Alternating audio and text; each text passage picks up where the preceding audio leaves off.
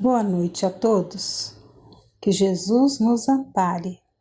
Agradecidos por mais esta bendita oportunidade de esclarecimento e do amparo que recebemos, pedindo a Deus e a Jesus que a sua assistência amorosa se faça presente em auxílio a tantos irmãos que sofrem. Que a sua misericórdia, Pai, se faça em todos os corações. Pai nosso que estás no céu, santificado seja o teu nome. Venha a nós o teu reino e seja feita a tua vontade, assim na terra como no céu. O pão nosso de cada dia dá-nos hoje. Perdoa, Senhor, as nossas dívidas, assim como perdoamos aos nossos devedores. Não nos deixes cair em tentação e livra-nos do mal. Que assim seja, Pai. Graças a Deus. A gratidão deveria ser o sentimento em nosso coração em todos os momentos de nossa vida, pois se Deus é bondade e amor, Deus é sábio e misericordioso e tudo o que nos acontece é com a sua permissão, deveríamos ser mais agradecidos. Consequência, esquecemos as queixas contra as pessoas e contra as situações. Agradecermos mais e nos queixarmos menos. Quantas vezes nos queixamos de uma pessoa hoje e logo precisamos dessa mesma pessoa, pois somos interdependentes. O progresso só será possível com auxílio e com a solidariedade. E é da lei que não haja progresso sem ajuda mútua. Sozinhos não conseguiremos. Precisamos uns dos outros e cada um tem seu jeito de ser, de realizar suas tarefas, sua maneira de pensar. E aprendemos muito uns com os outros, pois somos diferentes. Procurar conviver em paz é caridade. Vamos ver o capítulo 11 do Evangelho segundo o Espiritismo, por Allan Kardec, amar o próximo como a si mesmo, o maior mandamento. Itens de 1 a 4. O maior mandamento. Mas os fariseus, quando ouviram que Jesus tinha feito calar a boca aos saduceus, juntaram-se em conselho. E um deles, que era doutor da lei, tentando-o, perguntou-lhe: Mestre, qual é o maior mandamento da lei? Jesus lhe disse: Amarás ao Senhor teu Deus de todo o teu coração, e de toda a tua alma, e de todo o teu entendimento. Este é o maior e primeiro mandamento. E o segundo, semelhante a este, é: amarás ao teu próximo como a ti mesmo. Esses 2 mandamentos contêm toda a lei e os profetas. E assim, tudo o que quereis que os homens vos façam, fazei-o também vós a eles, porque esta é a lei e os profetas. Tratai todos os homens como quereríeis que eles vos tratassem. O reino dos céus é comparado a um rei que quis tomar conta aos seus servos. E tendo começado a tomar as contas, apresentou-se-lhe um que lhe devia 10.000 talentos. E como não tivesse com que pagar, mandou o seu senhor que o vendessem a ele e a sua mulher e a seus filhos e tudo o que tinha para ficar pago da dívida. Porém o tal servo, lançando-se-lhe aos pés, fazia-lhe esta súplica: Tem paciência comigo que eu lhe pagarei tudo. Então o Senhor, compadecido daquele servo, deixou-o ir livre e perdoou-lhe a dívida. E tendo saído esse servo, encontrou um dos seus companheiros que lhe devia 100 dinheiros. E lançando-lhe a mão à garganta, o asfixiava, dizendo-lhe: Paga-me o que deves. E o companheiro, lançando-se-lhe aos pés, rogava, dizendo: Tem paciência comigo, que eu te satisfarei tudo. Porém ele não atendeu. Retirou-se e fez que o metessem na cadeia até pagar a dívida. Porém os outros servos, seus companheiros, vendo o que se passava, sentiram-no fortemente e foram dar parte ao seu senhor de tudo o que tinha acontecido. Então o fez vir seu senhor e lhe disse: servo mau, eu te perdoei a dívida toda porque me vieste rogar isso. Não devias tu, logo, compadecer-te igualmente do teu companheiro, assim como também eu me compadeci de ti? E cheio de cólera, mandou seu senhor que o entregassem aos algozes até pagar toda a dívida. Assim também vos tratará meu Pai Celestial, se não perdoardes do íntimo de vossos corações aquilo que vos tenha feito o vosso irmão. Amar o próximo como a si mesmo, fazer aos outros como quereríamos que nos fizessem, eis a expressão mais completa da caridade, porque ela resume todos os deveres para com o próximo. Não se pode ter, nesse caso, guia mais seguro do que tomando como medida do que se deve fazer aos outros o que se deseja para si mesmo. Com que direito exigiríamos de nossos semelhantes melhor tratamento, mais indulgência, benevolência e devotamento do que lhes damos? A prática dessas máximas leva à destruição do egoísmo. Quando os homens as tomarem como normas de conduta e como base de suas instituições, compreenderão a verdadeira fraternidade e farão reinar a paz e a justiça entre eles. Não haverá mais ódios, nem dissensões, mas união, concórdia e mútua benevolência. Estaremos sendo indulgentes, benevolentes, quando nos queixamos ou quando maldizemos ou então comentamos e propagamos as dificuldades do próximo? Vamos ver um caso interessante contado por Ramiro Gama no livro Lindos Casos de Chico Xavier, que nos traz um aprendizado. O inesperado benfeitor. A venda de José Felizardo, onde o Chico era empregado, vivia repleta. Entre os que frequentavam estava um homem rude de nome Honorato, que era perito em provocar a antipatia dos outros. Dizia palavrões, embriagava-se, por qualquer dá cá uma palha, exibia um punhal.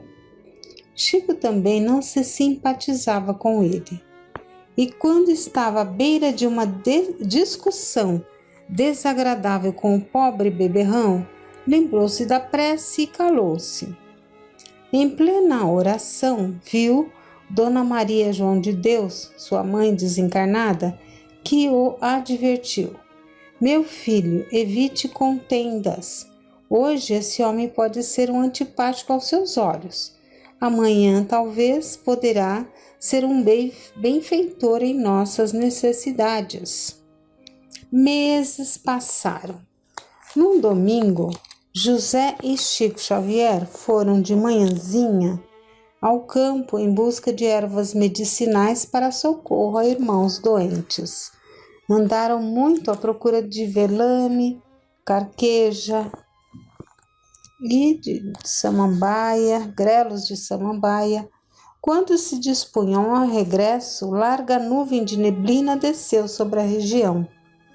Muitos se esforçaram, por muito que se esforçassem, não reencontraram o trilho de volta. Por mais de 2 horas erraram no mato agreste.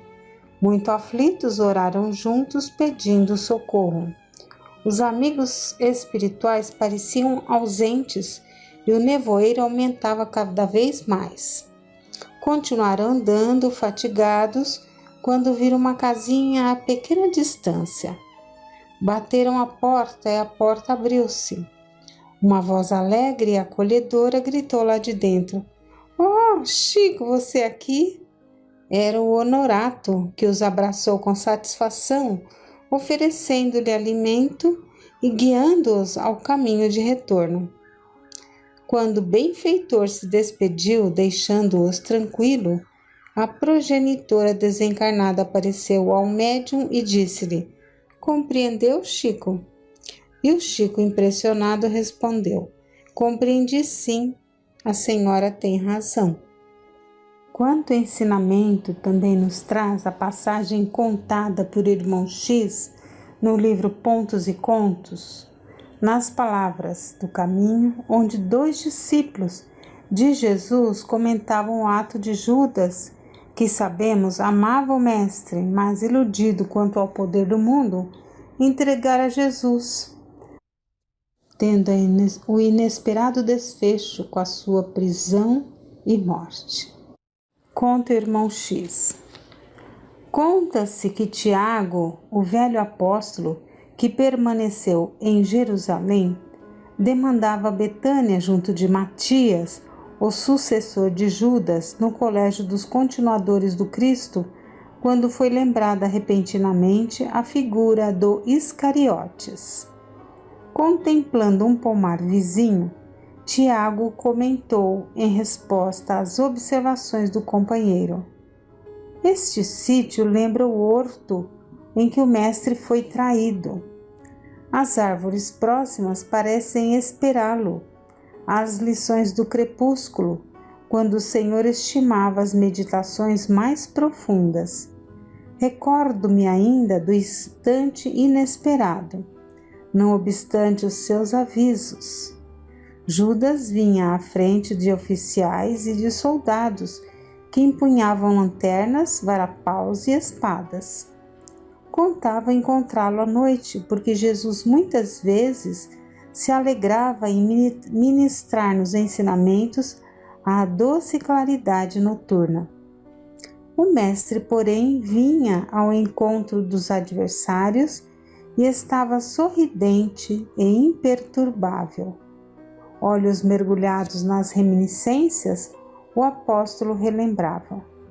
Adiantou-se o infame e beijou-o na face. Estabeleceu-se o tumulto e consumou-se a prisão do Messias, começando desde então nosso martírio. Que insolência, que homem caviloso esse Judas terrível, replicou Matias, inflamado no zelo apostólico. Dói-me evocar o vulto hediondo do ingrato. Como não vacilou ele no crime ignominioso? Será Judas para sempre a nossa vergonha, exclamou Tiago, arrimando-se ao bordão rústico. Muitas vezes ouço a argumentação de Pedro, que busca defendê-lo. Ouço e calo-me, porque para mim não existem palavras que o excusem. Esse traidor será um réu diante da humanidade. Foi ele quem entregou o mestre aos sacerdotes criminosos e provocou a tragédia do Gólgota. Não tem advogados nem desculpas. Foi perverso, positivamente infame. Indagou o interlocutor. Como se abalançou a semelhante absurdo? Tudo lhe dera o Senhor em bênçãos eternas. E Tiago retornou em voz firme. Foi o espírito diabólico da ambição desregrada. Judas queria absorver a direção do nosso grupo, ombrear com os rabinos do templo, cativar a simpatia dos romanos dominadores, criar uma organização financeira, submeter o próprio Senhor à sua vontade. Pedro costuma afirmar que o celerado não previa as consequências do ato de traição, nem alimentava o propósito de eliminar o Messias amado. Contudo, não posso admitir a suposição. Judas, por certo, condenou o Senhor deliberadamente à morte, e talvez fosse ele o inspirador sutil dos tormentos na cruz. João e Pedro asseveram que o infeliz se arrependeu e chorou. Entretanto, chego a duvidar. Um traidor como aquele não encontraria pranto nos olhos. Era demasiadamente perverso para sofrer por alguém. E Matias observou, com efeito, não devia passar de criminoso vulgar. A sua memória inspira-me compaixão e vergonha. Depois de ligeira pausa, perguntou, chegou a vê-lo antes da morte? Não, replicou Tiago de maneira significativa. E não sei se me comportaria fraternalmente se ainda o tivesse ante os olhos. O traidor morreu nos laços diabólicos que teceu com as próprias mãos. Devia descer aos infernos, como desceu envolvido em trevas densas. Era um perverso gênio das potências inferiores. E Matias interrogou, curioso: e os familiares desse homem cruel? Porventura lhe aprovaram a conduta satânica? Tiago ia responder, mas alguma coisa lhe impediu. O velho apóstolo arregalou os olhos, interrompeu a marcha e perguntou ao companheiro: quem é aquele que vem lá, vestido em luz resplandecente? Assombrado, Matias redarguiu: também vejo. Banhado agora em lágrimas, Tiago reconheceu o Messias. Lembrou a narrativa dos discípulos a caminho de Emaús, ajoelhou-se reverente e falou baixinho: é o Senhor. Aproximou-se Jesus com a majestosa beleza da espiritualidade sublime e parou por instantes ao lado dos companheiros. Contemplou-os compassivamente, como mestre afetuoso junto a dois aprendizes humildes. Matias chorava, sem força para erguer os olhos.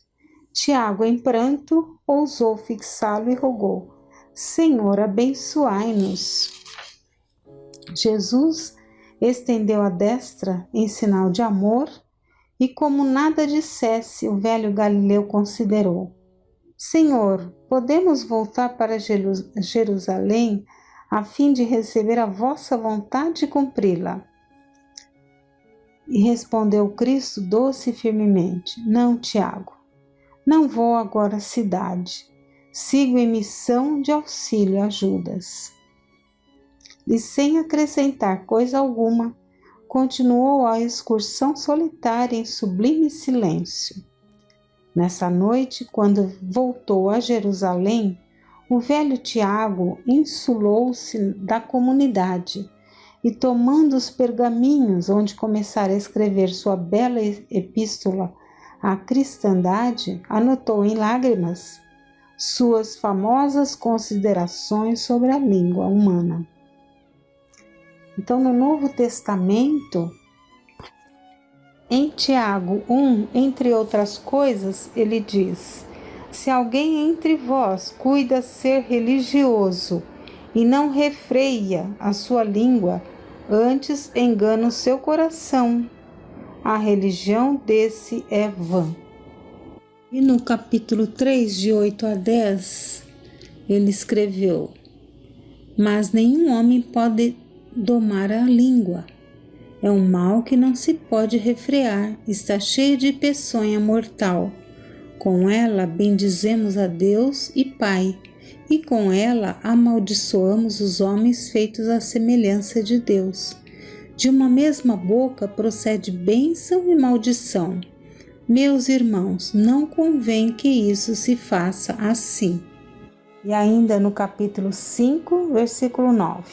Irmãos, não vos queixeis uns dos outros, para não serdes julgados.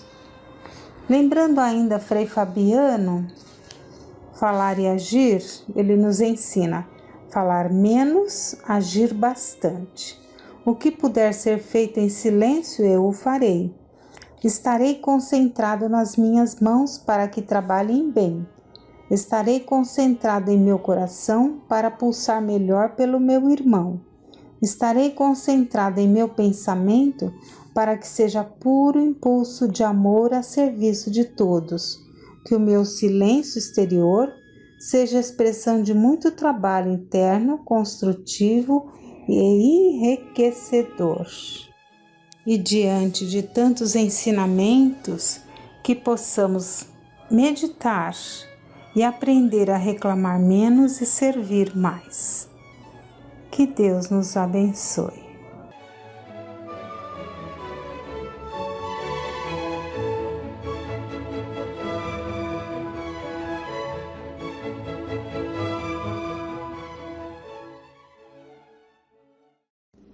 Boa noite a todos. Estamos novamente juntos em mais um encontro e vamos começar com uma passagem do Evangelho segundo o Espiritismo. A quem muito foi dado, muito será pedido.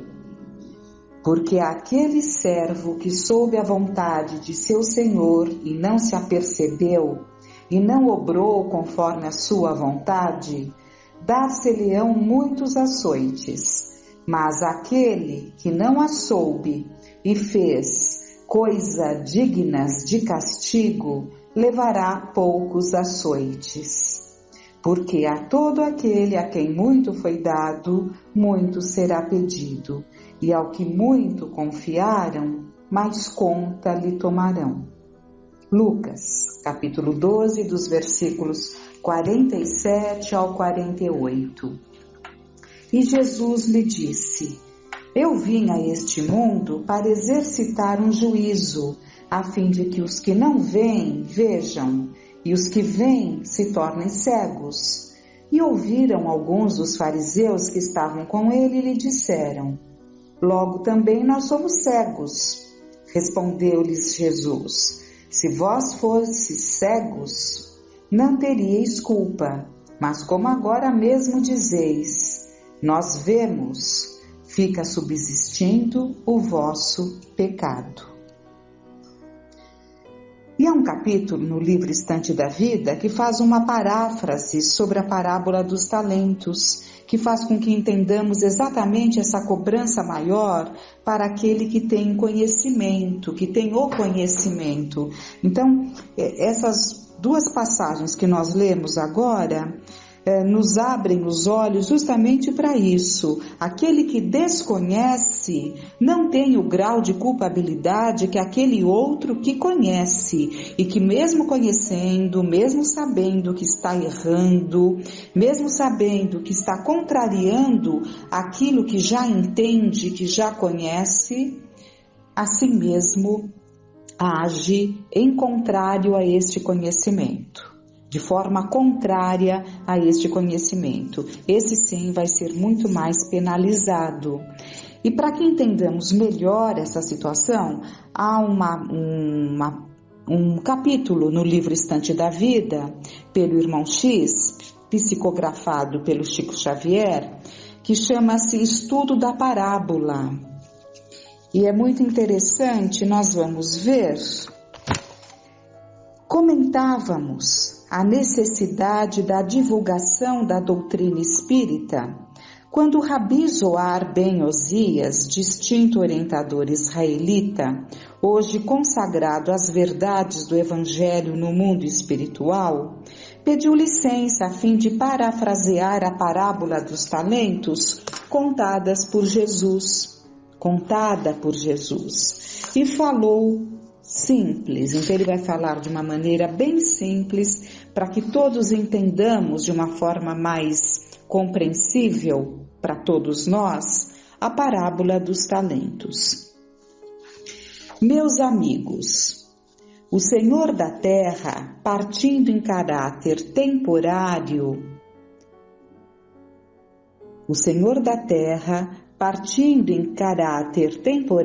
para fora do mundo, chamou 3 dos seus servos e, considerando a capacidade de cada um, confiou-lhes alguns dos seus próprios bens a título de empréstimo, participando-lhes que os reencontraria mais tarde na vida superior.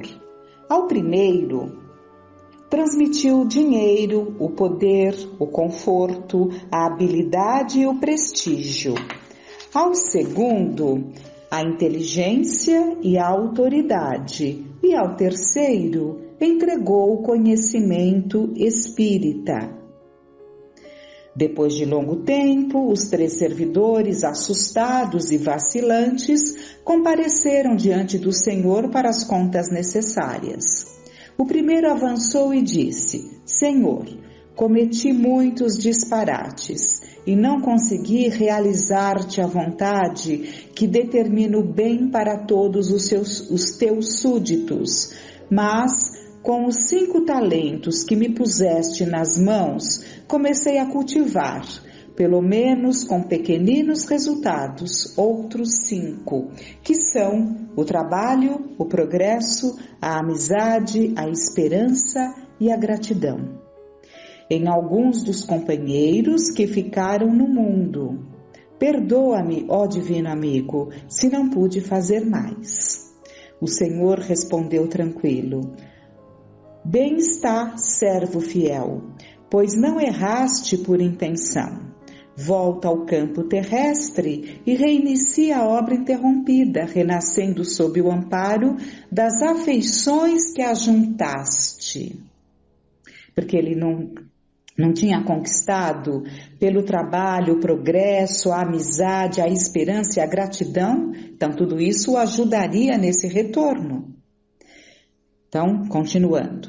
Veio o segundo e alegou: Senhor, digna-te desculpar-me a incapacidade. Não te pude compreender claramente os desígnios que preceituam a felicidade igual para todas as criaturas e perpetrei lastimáveis enganos.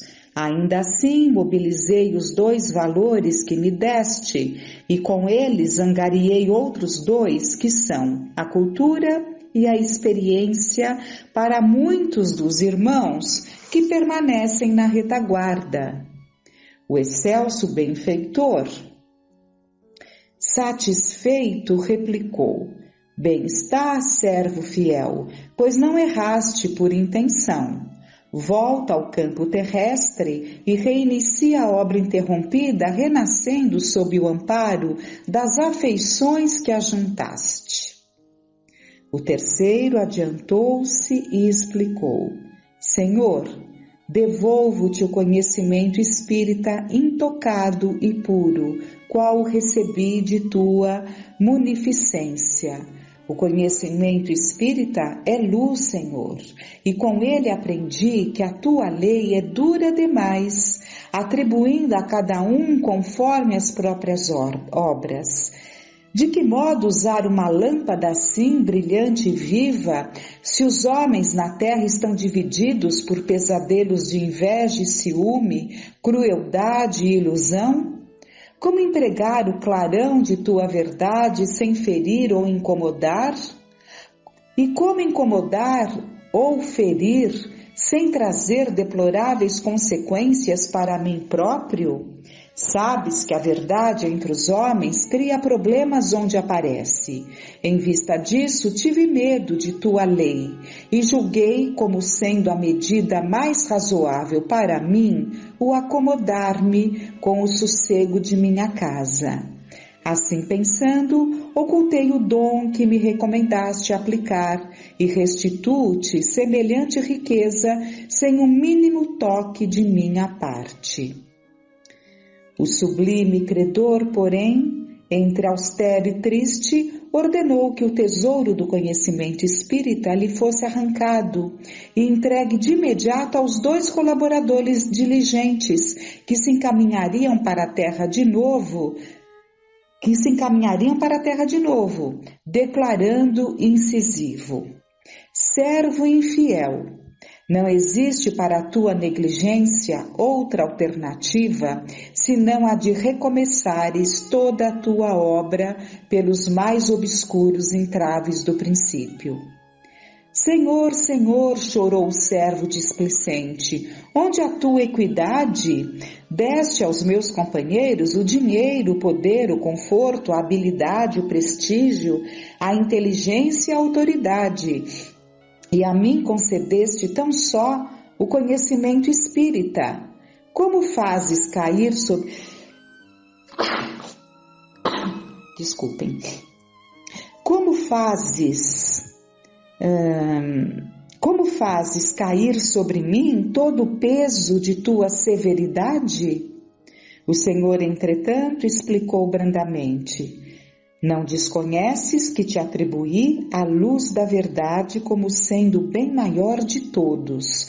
Se ambos os teus companheiros não acertaram em tudo, é que lhes faltava o discernimento que lhes podias ter ministrado, através do exemplo, de que fugiste por medo da responsabilidade de corrigir amando e trabalhar instruindo, escondendo a riqueza que te emprestei. Não só te perdeste pelo temor de sofrer e auxiliar, como também prejudicaste a obra deficitária de teus irmãos, cujos dias no mundo teriam alcançado maior rendimento no bem eterno se houvessem recebido o quinhão de amor e serviço. O quinhão de amor e serviço, humildade e paciência que lhes negaste. Senhor, Senhor, por que? Soluçou o infeliz. Por que tamanho rigor, se a tua lei é de misericórdia e justiça? Então, os assessores do Senhor conduziram o servo desleal para as sombras do recomeço, esclarecendo a ele que a lei realmente é disciplina de misericórdia e justiça, mas com uma diferença. Para os ignorantes do dever, a justiça chega pelo alvará da misericórdia, mas para as criaturas conscientes das próprias obrigações, a misericórdia chega pelo cárcere da justiça. Então, nós percebemos, né, esse capítulo que fez uma paráfrase da parábola dos talentos, nos deixa ali muito claro esse entendimento do como é importante o conhecimento, e aqui no caso especificamente o conhecimento da doutrina espírita, que é justamente a revivência do cristianismo, e com isso fica muito claro as obrigações que tem aquele que detém um conhecimento maior, um esclarecimento maior das leis divinas que nos regem, para ajudar aqueles que estão junto dele, né? Então, fica muito claro para nós esse entendimento do que significa a quem mais foi dado, mais será tirado, né? Enquanto ao que não foi dado, mais se lhe dará. É muito claro esse entendimento. E dando continuidade, então, às colocações, percebendo a importância do papel de cada um de nós na travessia desses momentos angustiantes, vamos buscar mais algumas considerações trazidas por Manuel Filomeno de Miranda no livro No Rumo do Mundo de Regeneração. Então, o Manuel Filomeno de Miranda, ele narra, vamos pegar, que as comunidades que trabalhariam no Brasil sob o comando de Ismael obedeciam a programação específica, qual ocorreria nas diversas nações conforme suas tradições e costumes, ética e confissões religiosas ou não. Entidades elevadas que contribuíram para o progresso da humanidade na área da saúde no passado participariam dos laboratórios de pesquisa, inspirando seus devotados companheiros encarnados. Outros espíritos igualmente especializados na área da saúde hospedar-se-iam nos nosocômios tradicionais e improvisados, considerando-se o volume dos pacientes que necessitariam de apoio terapêutico especializada. Seria um intercâmbio mental e emocional muito significativo entre os obreiros do mais além e os missionários do amor na Terra. Alguns dos subgrupos permaneceriam numa das capitais do país, com especificidades na região sul, centro e nordeste, sob a supervisão de Eurípides Barçanufo, em homenagem à sua desencarnação em 2 de novembro de 1918 pela gripe espanhola. o subgrupo no qual me encontrava, então narra Manuel Filomeno de Miranda, né? O subgrupo em que ele se encontrava permanecia na região Nordeste e contaria com a cooperação de espíritos que mourejaram nesta área em sua última existência e de alguma forma são responsáveis pelas atividades superiores que dizem respeito a cada grupo social. Ouvimos as considerações com respeito e emoção, porque se tratava de algo pior do que uma guerra. Deflagrada a ação quase de improviso, embora as notícias sempre repetidas pelos comunicantes espirituais a respeito dos tempos chegados. Ainda não se espalhara o terror, conforme iria acontecendo, porque esse livro ele começou a ser psicografado, que Manuel Filomeno pediu para o Divaldo Franco,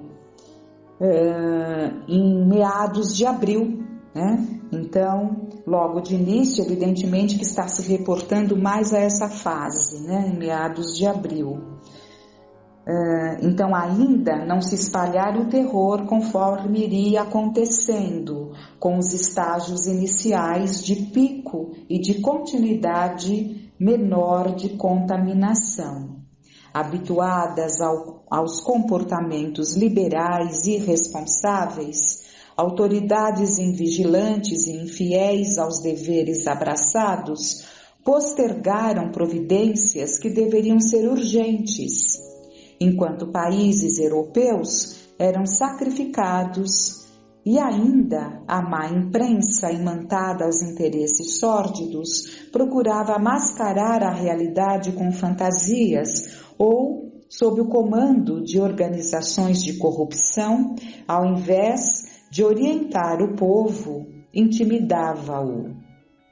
Tal atitude era programada para facilitar ainda mais a desgraça social, os malabarismos em torno das leis violadas e da política assassina, em que as criaturas humanas passavam a ser números e jamais pessoas. Então fica até difícil de entendermos, né, a que ponto se chega, mas está muito claro que havia todas essas intenções e era uma atitude programada para facilitar ainda mais a desgraça social. Os malabarismos em torno das leis violadas e da política assassina, em que as criaturas humanas passam a ser números e jamais pessoas.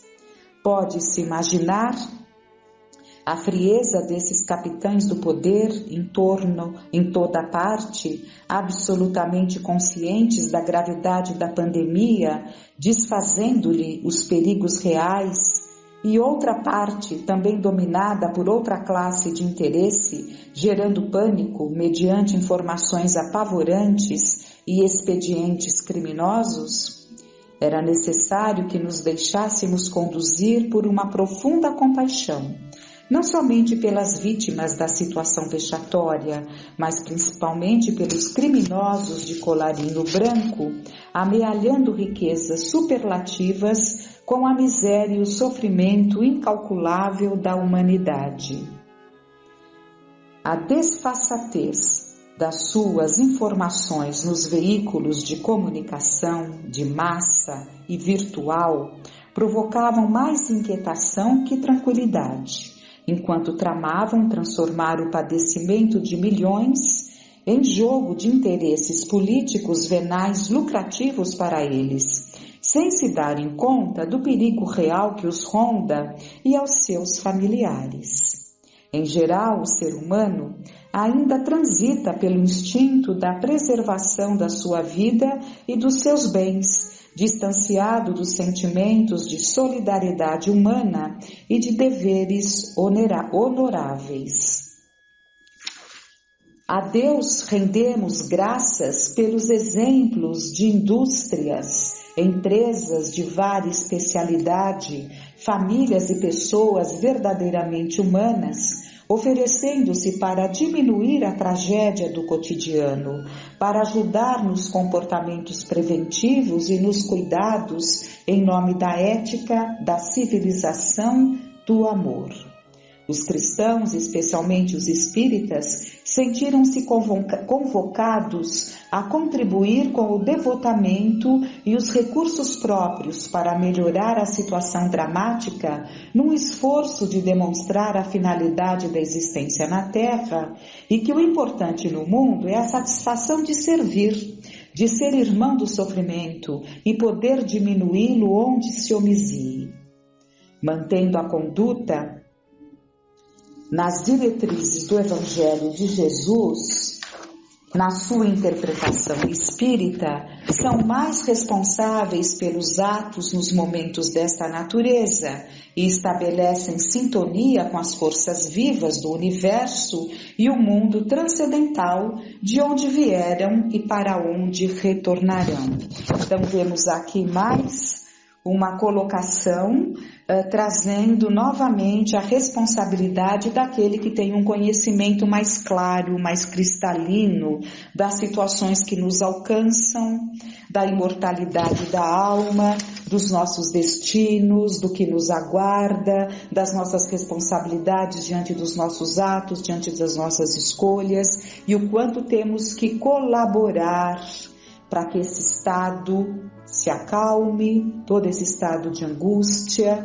E quando ele diz desse entendimento da dor do outro, não é mergulhar na dor do outro como aquele que cultiva a dor, é justamente, guardando a sua fé, a sua confiança, ajudar dentro das condições que lhes são possíveis a amenizar a dor do outro.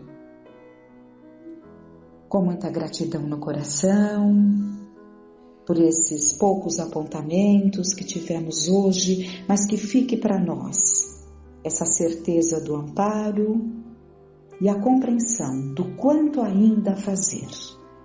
Com muita confiança, com muita gratidão, tenhamos